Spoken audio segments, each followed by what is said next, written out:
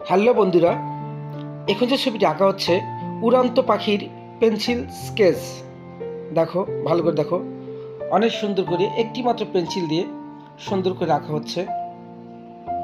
মনোযোগ দিয়ে দেখবে, তোমরা দেখে দেখে আঁকার চেষ্টা করবে।